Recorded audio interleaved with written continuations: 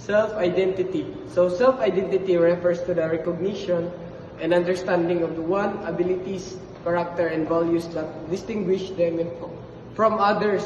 So it encompasses the beliefs, value, interests, personality traits, and experience that shape an individual's sense of self.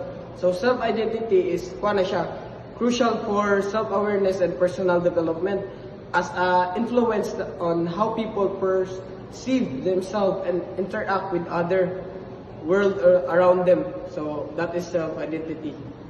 I'm Roy Malinaw and I'm going to report this online identity. Online identity or internet persona is a social identity that an internet user establishes in online communities and websites. It may also be an actively constructed presentation of oneself. I'm Kadit Aranita and I'm going to explain social identity. So, social identity is a person's sense of who they are based on their membership. Refer to the ways that people self. Concepts are based on their membership in social groups. Example, it includes sports team, religion, nationality, occupation, social orientations, ethnic groups, and gender. In terms of sports teams, social identity refer to the part of an individual's sense of concept that is influenced by their affiliations with a particular team or teams. These affiliations can include being a fan, supporter, player, or coach of the team. Social identity related to sports team involve feeling a sense of belonging and connections to the team, as well as adapting the team's identity as a part of one's own. For example, fans may feel a strong sense of camaraderie with fellow supporters of, the same team and may exhibit loyalty, pride, and emotional attachment to their team.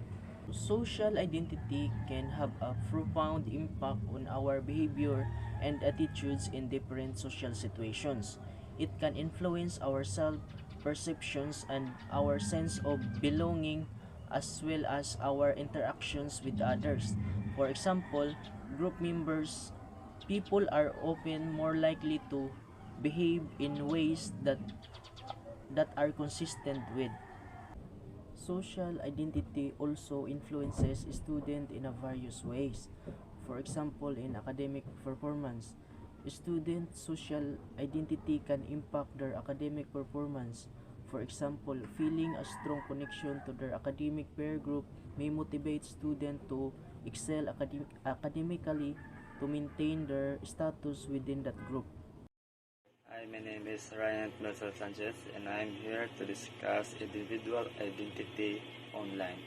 So individual identity online refers to the digital presentation of a person's characteristics, behaviors on the internet. It includes personal information, online activities, digital footprints, and profiles created on various platforms. Privacy settings and controls allow individuals to manage their online presence and protect their personal data. Digital identity verification methods ensure secure access to online services. Managing one's digital reputation is essential for establishing trust and credibility in online interactions. Good morning everyone, I'm Kadit Arneta and my topic is maintaining self or the importance of self-identity. So maintaining our individual identity is crucial as it bolsters our character, fosters confidence in our strengths and abilities. This self-awareness cultivates resilience, enabling us to navigate challenges effectively. Moreover, our unique identity sets us apart, enriching society with diverse perspectives and contributions. That's all. Thank you.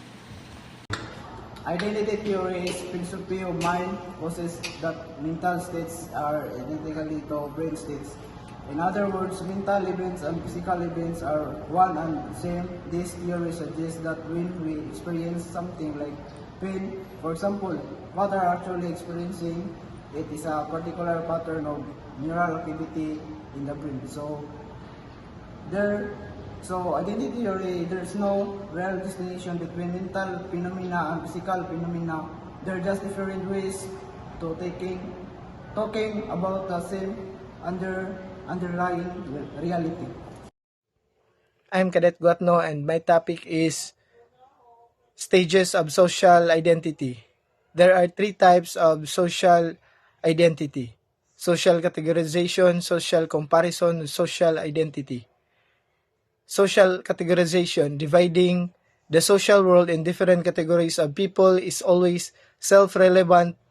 You always belong to one group or third outsider group. This lays basis for social identity. Social comparison.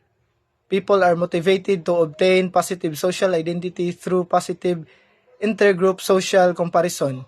Social identity. A positive social identity serves basic needs and certain self-esteem and meaning. Social identification reflects the emotion that people generally do not perceive social situation as detached observes. Instead, their own sense of who they are and how they relate to others is typically implicated in the way they view other individual and group around them. Social comparison is a psychological process where individuals evaluate themselves by comparing their abilities, traits, and opinions to those of others.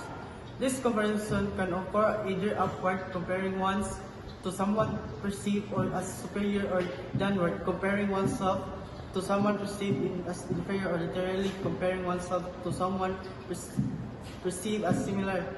Social comparison can influence self-esteem, motivation, and behavior, as individuals may strive to improve themselves based on the outcomes of these comparisons. Social categories. Individual understanding and identity themselves in reference to group. Social identities, national, ethnic, racial. Gender, religious, and comprise critical aspect of the self-concept and are derived from perceived membership of particular social groups. Individual identity. This is all about you as a unique person. It includes your personal characteristics, preferences, values, beliefs, talents, experience, and memories. It's what makes you who you are, separate from anyone else. Social identity. This is all about how you see yourself in relation to the various social groups you belong to or identify with. These groups can include things like your nationality, ethnicity, religion, gender, sexual orientation, profession, hobbies, and more. Social identity is influenced by the norms, values, and expectations of these groups, as well as the interactions you with other members of these groups.